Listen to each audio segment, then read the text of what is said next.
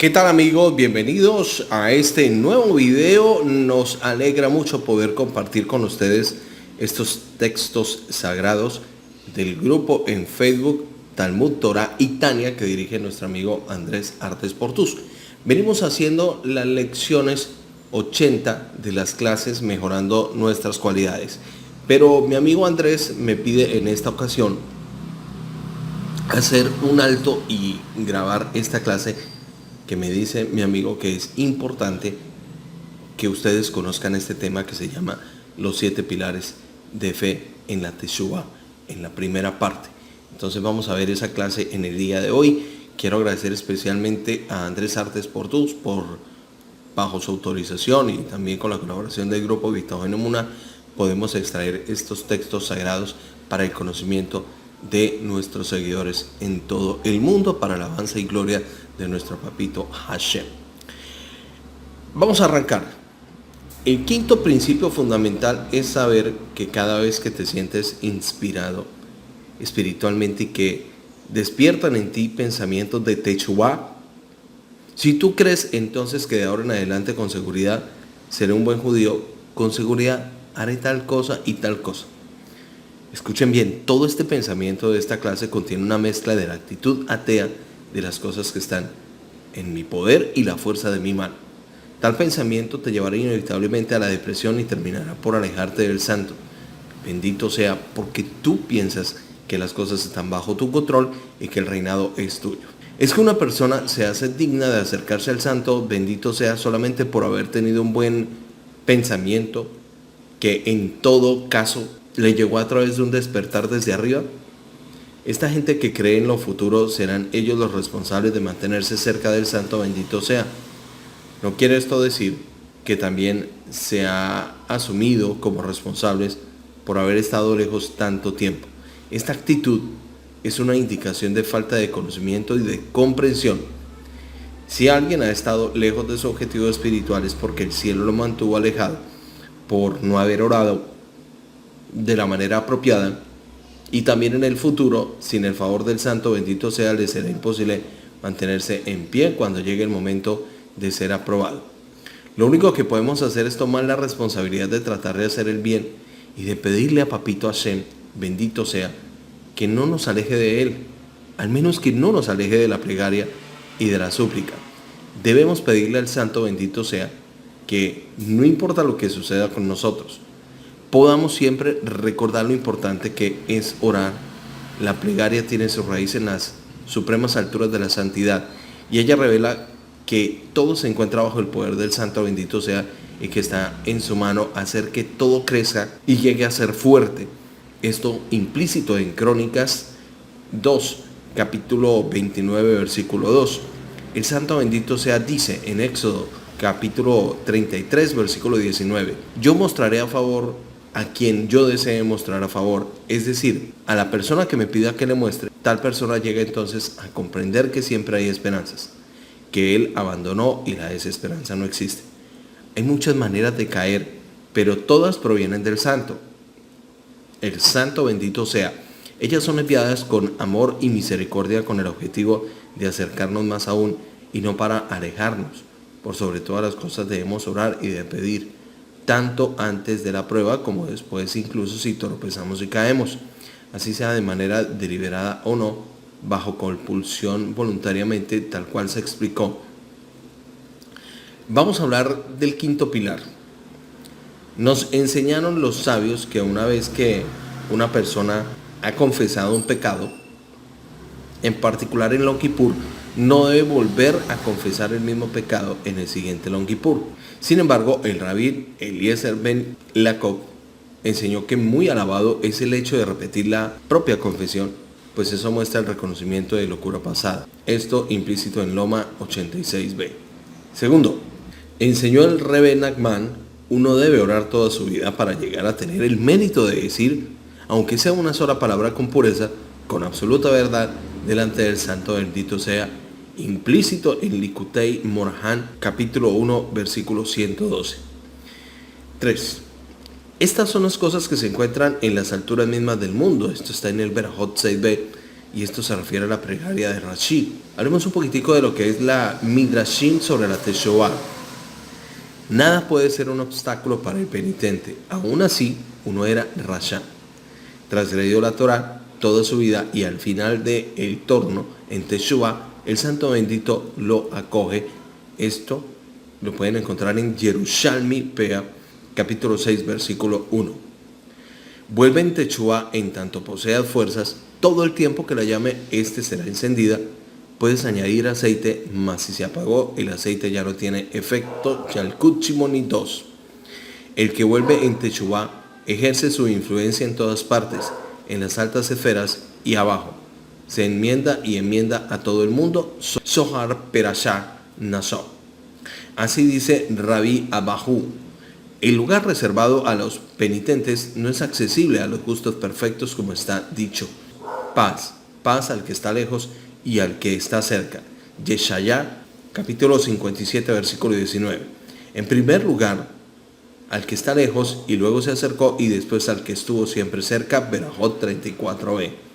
Rabbi Akiva dice: dichoso Israel, ante quien os purificáis y quien os purifica, vuestro Dios, que está en los cielos, como está dicho en Ezequiel 36:25.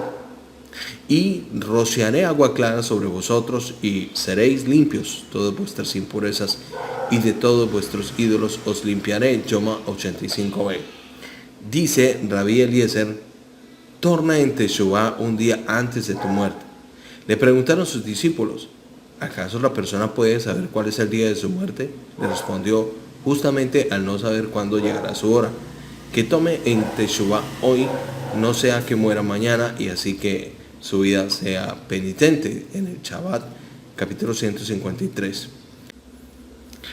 Dice Rabbi Yohanan: grande es la penitencia que se acerca a la redención, según está dicho, y vendrá un redentor a Sión y a los pecadores penitentes de Jacob. Dice el Eterno: ¿qué causará la llegada del redentor a Sión? La penitencia de los pecadores de Jacob, en Yoma, capítulo 56b. Un lugar de primordial importancia es atribuido a la Teshuvah, porque sin ella la humanidad no podría existir. Esta sería inundada por las olas de la maldad.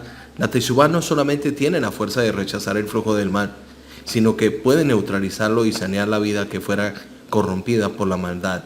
Grande es la Teshuvah, ya que llega hasta el trono de su gloria. Grande es la Teshuvah, ya que puede anticipar la redención. Grande es la Teshuvah, que alarga la vida del hombre, esto implícito en Yoma 86. Como dicen nuestros sabios, la Teshuvah es parte de las 7 cosas que Dios estableció antes de la creación del mundo, a saber, la Torah, la Teshuvah, el paraíso, el Gehená, el trono de gloria, el santuario y el nombre del Mesías. Pesajim 54a. El Santo Bendito, él dice a Israel: hijos míos, solo os pido de vuestra arte la más pequeña apertura hacia la Teshuvah. Perforad tan solo un orificio de la dimensión del ojo de una aguja, y yo os abriré pórticos por los cuales pueden pasar grandes vehículos y carrozas. Esto implícito en Shir Hashirim Rabá, en el capítulo 5, versículo 2. Las puertas de la oración están a veces abiertas y a veces cerradas. En cambio, las puertas de la Teshuvah siempre están abiertas, como el mar que es siempre accesible. Así la mano de Dios esté siempre abierta para recibir a los penitentes. En Devarim Rabá, capítulo 2, versículo 12. Aquel que torna en Teshuvah es considerado como si hubiese sido o si hubiese ido a Jerusalén y hubiese construido el santuario, establecido en el altar y ofrecido todos los sacrificios, como está dicho en el Teilim, capítulo 51, versículo 19. Los sacrificios que agradan a Dios son el espíritu quebrantado. Esto implícito en Vayikra Rabá, en el capítulo 7, versículo 2. 3 cosas que tienen el poder de anular las malas sentencias: la oración, la beneficencia y la Teshuvah. Esto implícito en el Bereshit Rabá, capítulo 44, versículo 15. Esta selección ha sido extraída del libro Los días solemnes del Rosh Hashanah y el Yom Kippur por Nisim Behar. Pero hablemos un poquitico de lo que es la culpa y la Teshuvah. La culpa es una sensación importante que puede funcionar bien o mal. Cuando la culpa funciona adecuadamente es constructiva. De lo contrario, puede ser muy destructivo. Y en lo que se refiere a la autoestima, la culpa de corroer seriamente el sentimiento de valía tan esencial para ella, la culpa sana, al igual que el dolor físico, es una señal de advertencia de que existe una amenaza, algo peligroso que le está ocurriendo a la persona, o de que ya ha sucedido algo que necesita ser corregido. La culpa es la conducta inadecuada, lo que el dolor a la lesión física. Si no hay dolor físico, la persona puede estar en contacto directo con el fuego o con un instrumento filoso sin darse cuenta ni siquiera de que está siendo lesionada. Similarmente, la culpa es un sentimiento penoso que evita que la gente viole sus propios valores o sirve como indicador de que uno ha transgredido un valor y necesita hacer algo para que el sistema recupere su funcionamiento adecuado. Consideremos esta clase como una culpa sana, normal y muy apropiada, que cumple una función muy útil. También existe otra clase de culpa, que es la patológica y que puede ser comprendida por comparación con el dolor físico.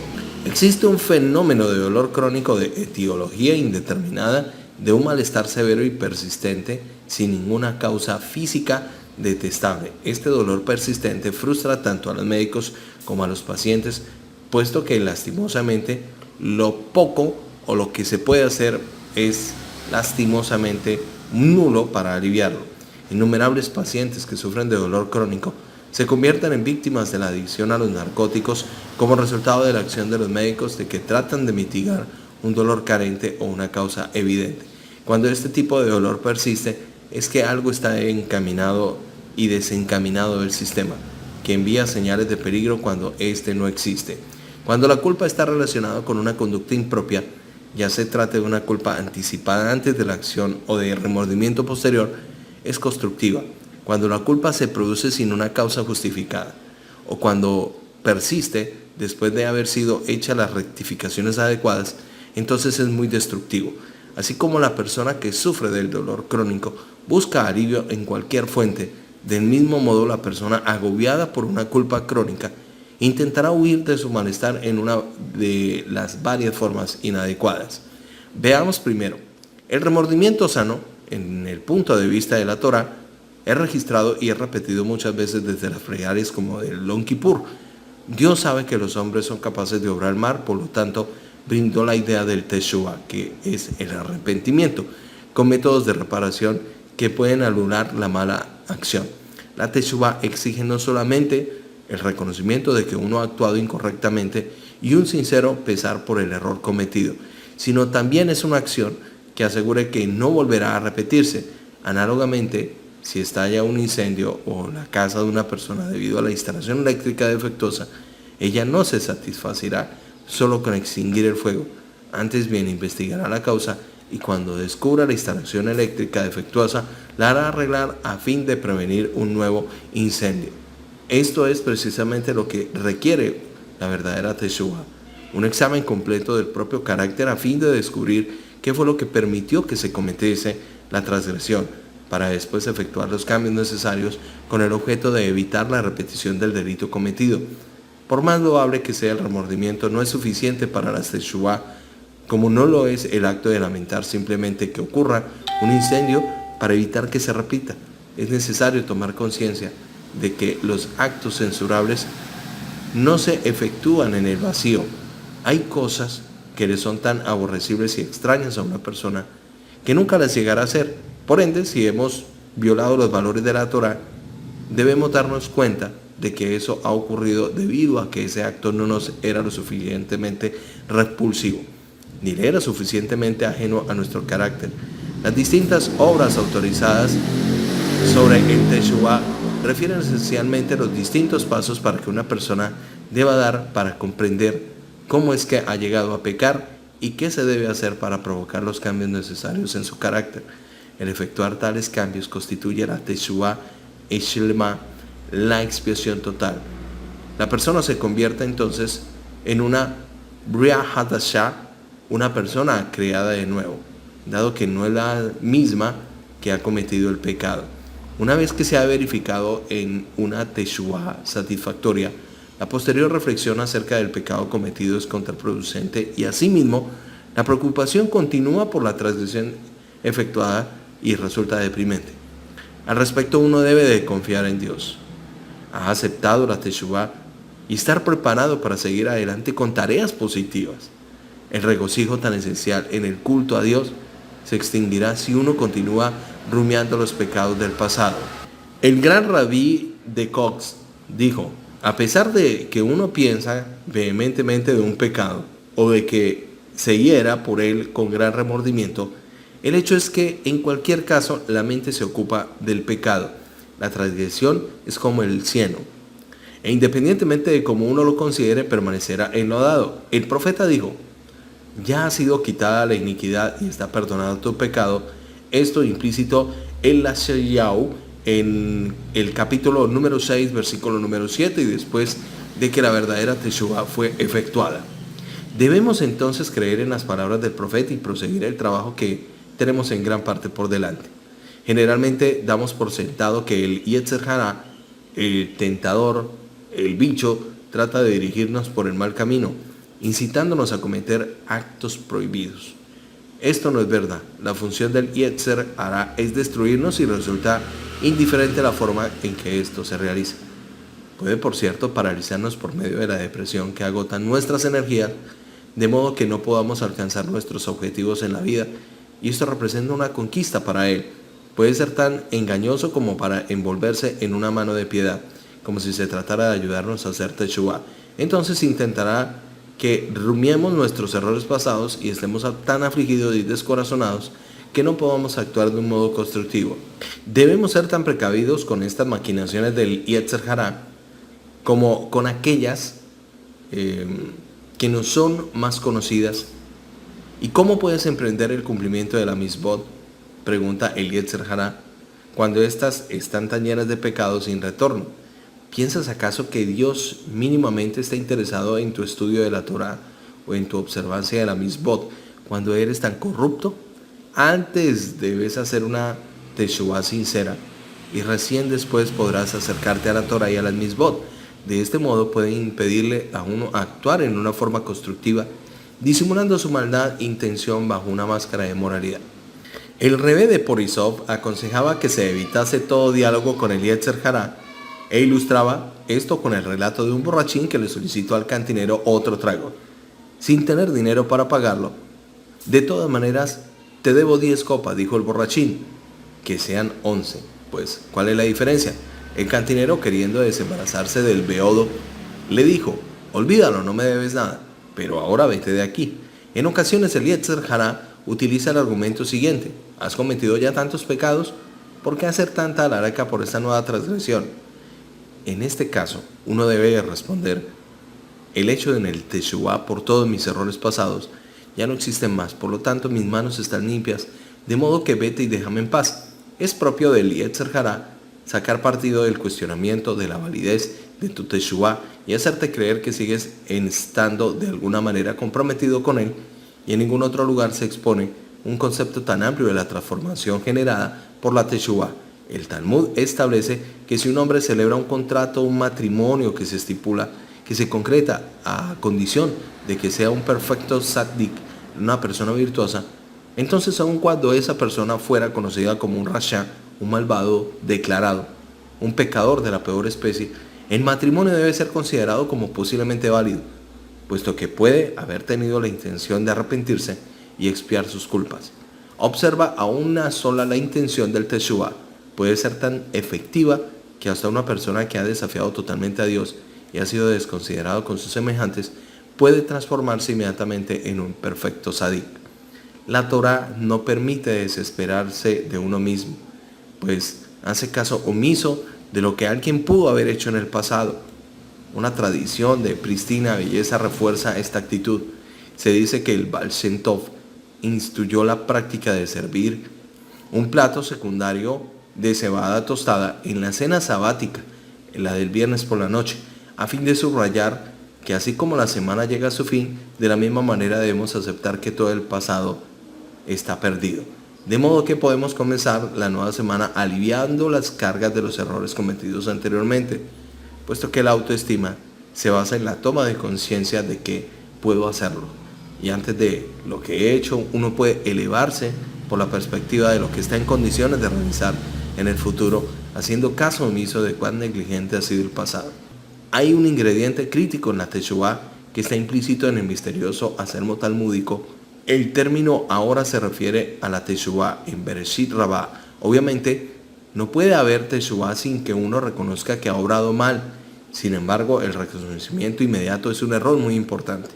Existe una tendencia natural a negar lo que uno ha hecho y estuvo errado y a tratar de justificar las acciones de varias maneras. Esto es un grave error. No solamente en la práctica de la Torá, sino en cualquier aspecto de la vida haríamos bien en seguir este consejo. Nunca defiendas un error. Los intentos de justificar un acto erróneo pueden conducir no solamente a racionalizaciones complejas que son consideradas evidentemente falsas por todos, menos por nosotros, sino que también pueden generar mentiras y otras transgresiones. Cuanto más racionalizamos nuestra conducta, tanto más nos inclinamos a creer realmente que hicimos lo correcto. Y aun cuando, después de que reconocemos que admitimos nuestro error, los juicios distorsionados provocados por nuestras racionalizaciones no serán erradicados fácilmente. El momento más valioso para la Teshuvá es pues ahora la rapidez del conocimiento de un error que es esencial. Esto está extraído del libro Hagamos su nombre por Abraham Tversky. Pero miremos las leyes del Teshuvá.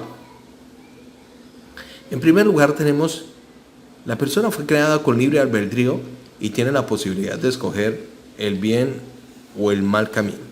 No se debe creer que la persona desde su nacimiento está destinada a ser buena o mala. No es así, sino que cada uno fue creado con fuerzas contrarias que en él tienen el poder de ser tan sadik, que es recto y justo, como Moshe Rabbeinu, o tan rasha, que es una persona perversa, como el rey Jeroboam. Así pues, el pecador es responsable de este delito cometido. En el segundo punto encontramos la persona ha de abandonar el camino del pecado y esforzarse en corregir su conducta. Al hacer teshuvá sobre tal pecado, ha de confesarlo verbalmente. La persona podría pensar que la teshuvá se aplica a los delitos solamente como robo, acto inmoral. Este es el punto número 3. La persona podría pensar que la teshuvá se aplica a actos delitos solamente como robo, acto inmoral, y en realidad del mismo modo que la teshuvá es obligatoria para malos actos, así lo es para malas cualidades como odio, el celo, la burla, el cólera, cuidar su propio lucro y la búsqueda de honores. En el cuarto punto, las malas cualidades son pecados más graves aún que los malos actos, porque una vez que la persona se contamina de una de esas malas cualidades, le es muy difícil alejarse de ella. En el quinto punto tenemos el que hace teshuvá no debe imaginar que sus pecados le han dejado de forma irreparable de los sadikim, sino que al volver al camino recto es estimado y querido por el Creador, como si nunca hubiera cometido el delito. Más aún, el mérito del pecador que hace teshuvá es muy grande, ya que después de probar el pecado, se alejó de él y supo vencer a su mal instinto, por lo cual dijeron nuestros sabios, el lugar, el que ocupa, que hace teshuvá es superior al tzadik completo. Esto implícito en el Masejet Berajot, en el capítulo 34, versículo 6. Veamos el sexto punto. El que hace teshuvá debe ser de naturaleza humilde y modesta. Si personas sin conciencia le insultan recordándole su pasado pecador, debe soportar con calma la ofensa y aún así escuchar y alegrarse interiormente por el gran mérito que representa para él sufrir estos insultos. La vergüenza que siente por los pecados cometidos en el pasado no hace más que suplicar su mérito. Pero veamos cuáles son las condiciones para realizar una teshuvá verdadera. Miremoslas. Estas son las 7 condiciones en esta clase que estamos teniendo hoy en nuestro canal Hashem en tu vida. En primer lugar tenemos arrepentirse del pecado cometido. En la segunda posición tenemos tener la total disposición de no repetir dicho pecado. Confesar verbalmente su pecado, el sentimiento constante de quebranto. Debes de sentir la teshuvá. No hagas una teshuvá en donde no sientas el verdadero arrepentimiento. El sentimiento constante de quebranto del corazón debe estar ahí ante ese recuerdo del pecado, ante esas transgresiones que has hecho. Practicar la caridad, la sedaká, según sus posibilidades. Hay muchas personas que quizás teniendo las posibilidades no practican la sedaká, la caridad con las personas que nos necesitan, y esto es muy importante. Nos lo ha enseñado nuestra líder espiritual. El más merecedor entre los que hacen Teshuvá es aquel que confiesa públicamente su pecado y expresa su sincero arrepentimiento. Veamos el punto número 9. La Teshuvá del orgulloso que cubre su pecado no es verdadera, no es menester confesar en público sus pecados en asuntos que no atañen a la relación humana, sino que se refieren del hombre a su creador. Y si uno revela dichos pecados, carece de vergüenza. Eso es lo que piensa el orgulloso. A pesar de que la Teshuvá, este es el punto 10, tiene valor en cada momento, es más rápida y aceptada en los 10 días del Teshuvá entre Rosh Hashanah y Kippur. En el punto número 11 tenemos el Yom Kippur, que es un gran día de la Teshuvá, en que se perdonan los pecados a Israel tanto al individuo como al público, por lo cual cada uno debe de completar su Teshuvá ese día y confesar sus pecados, como dice el Bidui. En el punto número 12, el día de Kippur, acompañado de Teshuvá, perdona únicamente los pecados de relaciones del ser humano hacia su creador. Pecados de relaciones humanas requieren otra condición previa: el pedir perdón a la persona ofendida. Esto seleccionado y extraído del libro La práctica del judaísmo por Nissim Behar.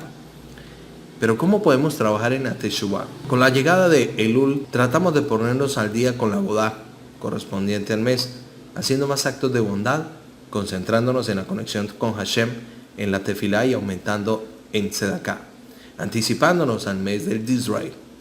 En tiempo urge y solo quedan 30 días para Rosh Hashanah. Si no hicimos un trabajo previo con nosotros mismos, podremos correr contra el reloj para llegar limpios a Rosh Hashanah. Si lo analizamos superficialmente, la respuesta sería sí, como el alumno que estudia en los últimos días antes del examen y llega con los conocimientos colgados de sus pestañas, pero en verdad no incorporó los contenidos durante el año, y el día de mañana, cuando pase la exigencia, no recordará nada. Cuando se comienza a pulir una piedra preciosa en bruto, el trabajo más arduo es el proceso hasta llegar a darle la forma final, hasta dejar la superficie lista para darle el último pulido, que es el trabajo más superficial, ya que se trabaja sobre lo que ya se ha logrado. Pero la verdadera belleza de la piedra se revela gracias al trabajo del orfebre desde ese estado en bruto. Sin embargo, la gente va a apreciar la belleza del último pulido de la piedra y solo va a ver ese resultado sin ver el trabajo previo del orfebre. Es muy común en cualquier orden de la vida que la gente aprecie una obra solo cuando se finaliza en su elaboración, o que brinde el conocimiento al proceso evolutivo de una persona solo cuando logre avances evidentes, cuando se manifiestan cambios exteriormente y se ve el brillo, y cuando se trata de valorar todo el proceso en el cual se ha trabajado. A veces quizás no solo una, sino varias personas se han esforzado, se han estado sacrificando en una senda por lo cual necesariamente hubieron de transitar para lograr los objetivos que buscaban. Todo esto no es tan fácil de valorar. Lo mismo puede ocurrirnos con el abodá del Teshuvá. La Teshuvá es un concepto espiritual. Podemos observar que una persona es cuidadosa con el cumplimiento de las mitzvot y con su forma de vestir y de hablar. Exteriormente se muestra observante de la Torá, pero esto no nos dice nada acerca de su servicio espiritual. No podemos valorar a esa persona únicamente por su exterioridad y creer que con eso obtendremos una perspectiva real de esta persona. Podremos también observar a amigos, a parientes, a gente que conocemos bien y que vemos que se esfuerzan en su abodá. Tal vez nos conozcamos que hay en el fondo de sus corazones, pero sí vemos que se esfuerzan con temimut, con integridad, se sacrifican en su servicio, relegando ocupaciones que solían hacer antes. Sin embargo, quien no los conozca, quien no los observe e intente comprenderlos con profundidad, no podrá percibir en forma relevada el resultado de su abodá. Conviene entonces que replanteemos qué significa realmente el Teshuvá. Si realmente deseamos lograrla con razón íntegro del nimiut, interioridad en un trabajo del día a día, poniendo nuestra vitalidad y nuestras cualidades en esta tarea como de forma de vida, si buscamos que el resultado de nuestro esfuerzo no sea meramente superficial, debemos evitar aproximarnos a los hakim únicamente con preparativos externos y materiales que también son fundamentales, pero sin profundizar realmente a ver qué hay en nuestro corazón, qué logramos este año y qué mejoramos en nuestros actos y en nuestro servicio a Papito Hashem. Teshuvah es la transformación permanente del servicio a Hashem, que se lleva a cabo en la mente, en el corazón y luego en las palabras y en los actos a través de la concientización de la revelación de la divinidad del mundo físico y en forma particular en nuestras vidas. Y es la perseverancia que se aplica a esta idea y actitud la que realmente eleva al hombre por encima de sus límites y le pone en plano de luz. Todos los días de nuestra vida deberíamos concientizarnos en la práctica del Teshuvah. Conocemos la famosa pregunta coloquial: ¿cuándo hiciste Teshuvah? Y conocemos la frase común que usamos muchas veces los que empezamos en un momento de nuestras vidas a cumplir las misbot. Decidimos, hice Teshuvah. Nadie hizo Teshuvah, en el mejor de los casos. Todos estamos haciendo trabajo sobre nuestra Teshuvah, ya que el proceso es permanente porque estamos vivos. Somos entes móviles, no somos productos terminados y cambiamos y estamos sujetos al tiempo y al espacio que tenemos de libre albedrío. Somos Mealhim, caminantes, no somos Omdim, entes que no evolucionan, como los ángeles y como muchas creaciones de Hashem, que no tienen libre albedrío y su servicio a Hashem es completo y perfecto desde el lugar que han sido creados. La enseñanza de Hasidut insta a cada Yehudí a no detenerse nunca en su servicio espiritual, a crecer ininterrumpidamente. No nos podemos detener ante los logros o los fracasos. Esto denota comodidad y autoengaño y es el inicio para fabricarnos una falsa imagen nuestra y ponernos máscaras que no son nuestra verdadera faz interna. ¿Cómo podemos escapar a estas actitudes?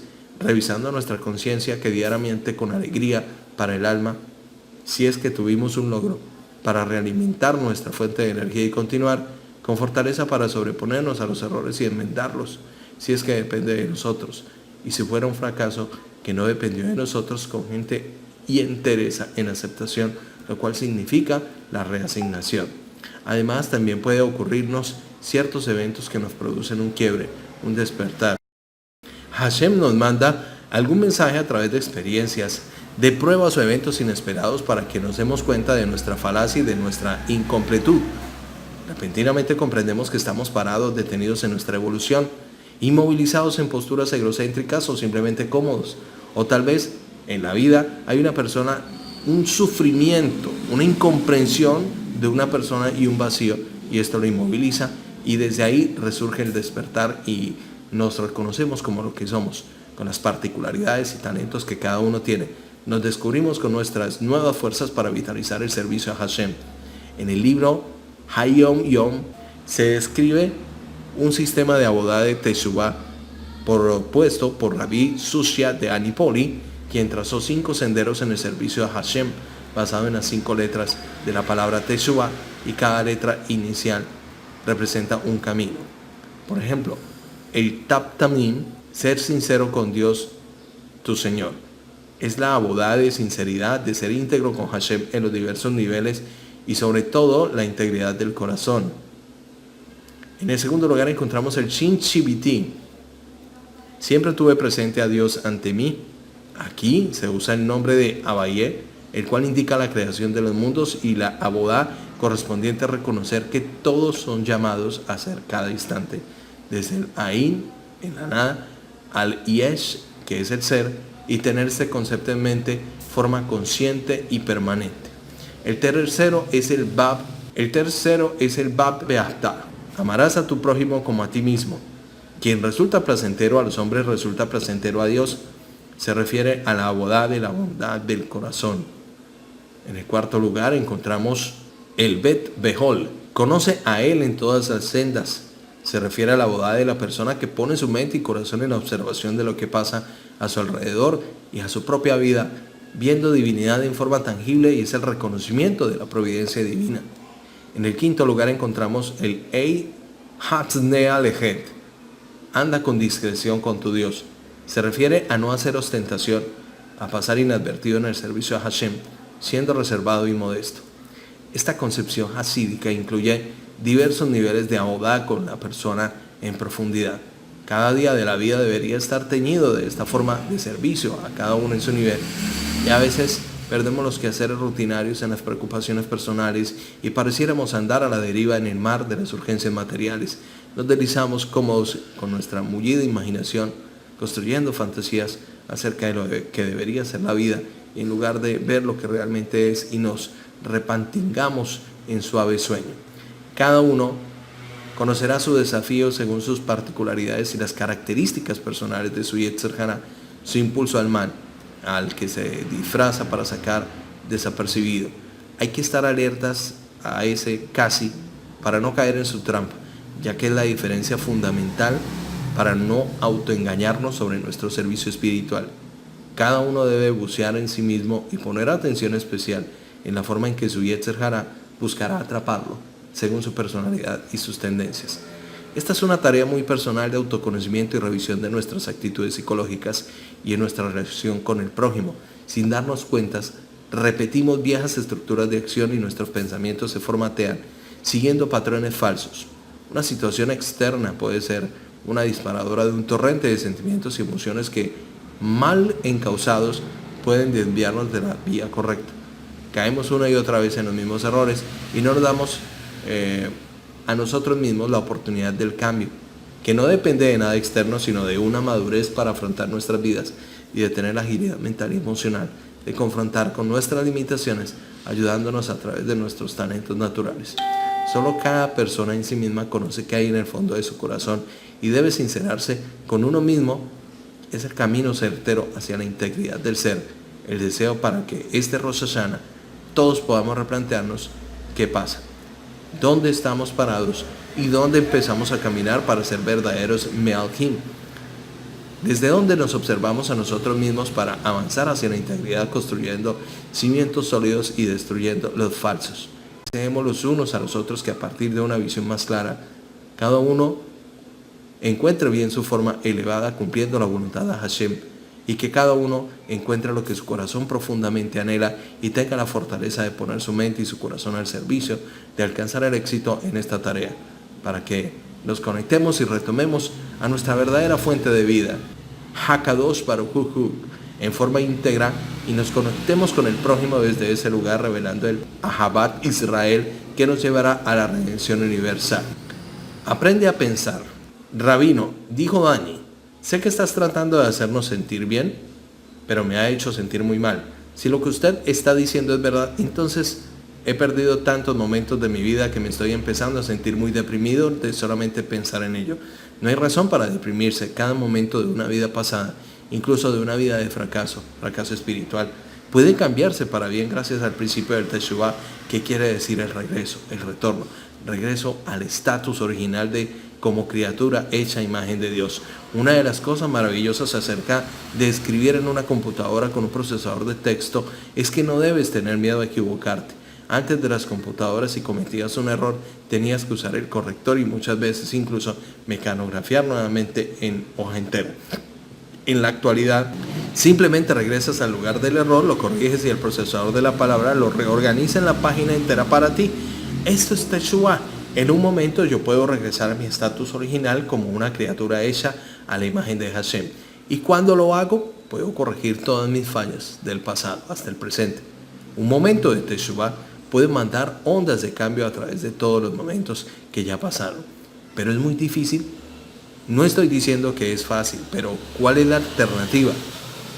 ¿Permanecer inmerso en lo físico con una perspectiva materialista?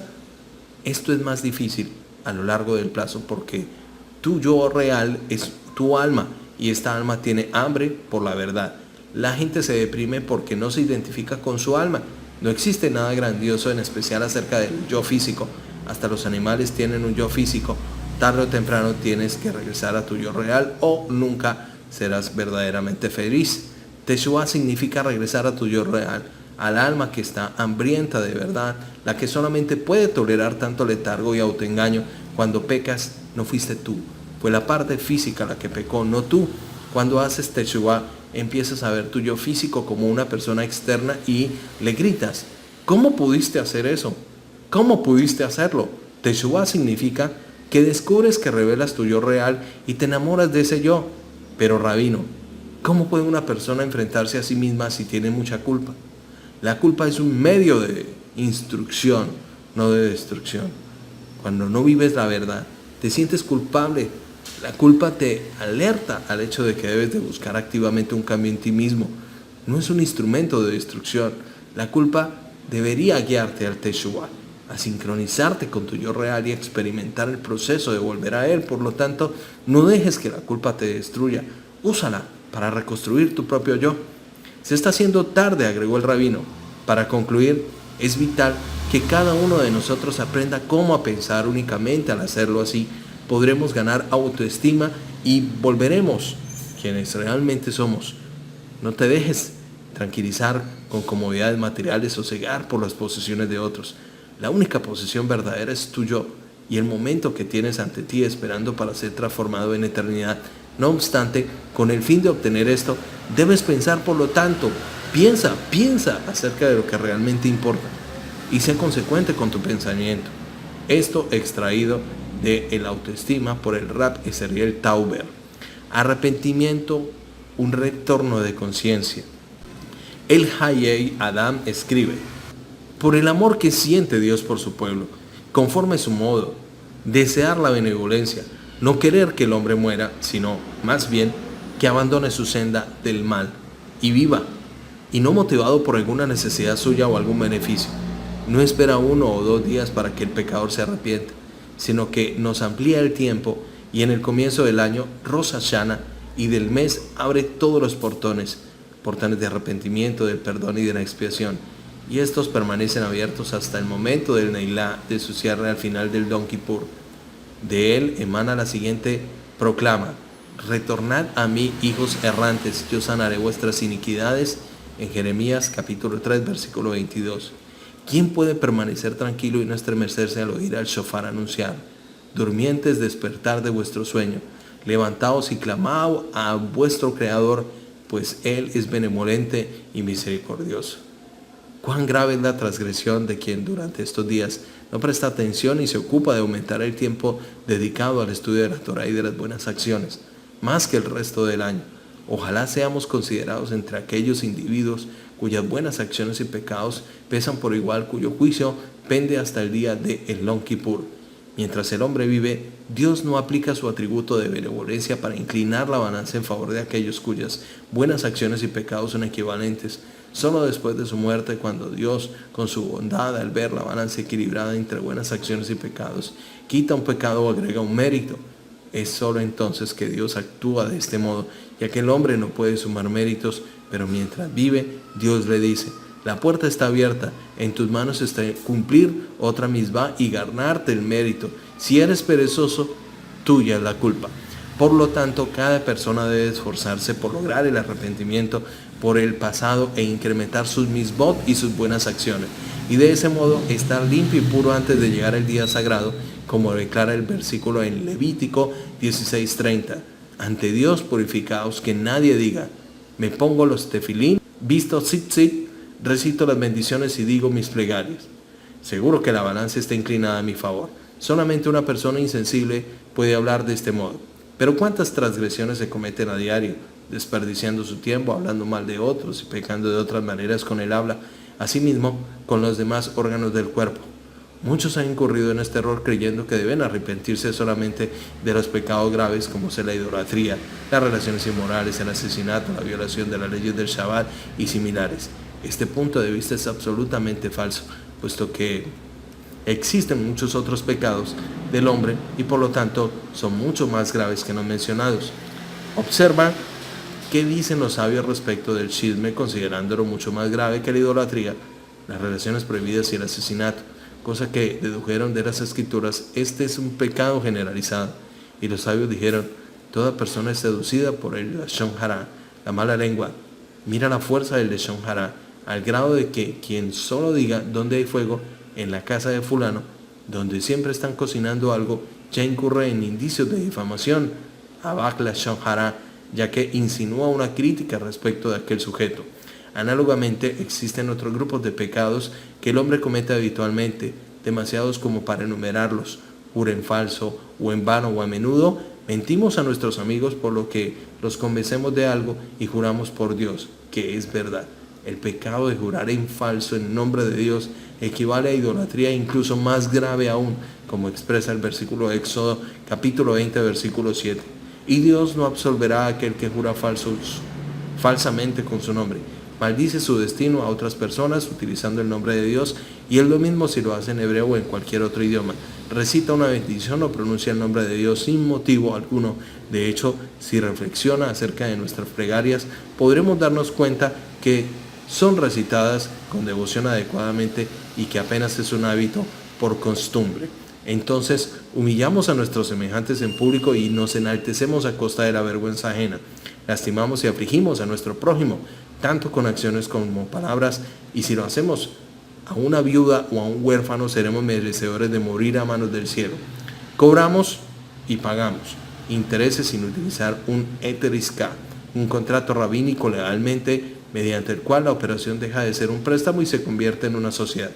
Cada cual encuentra justificativos que le permitan realizar todo tipo de acciones sin consultar a los maestros alágicos y rabinos respecto del modo en que debemos conducir nuestros asuntos. Esto es esencialmente si en aquellos que se dedican al comercio, donde difícilmente evitar violar las leyes relativas al cobro y pago de intereses.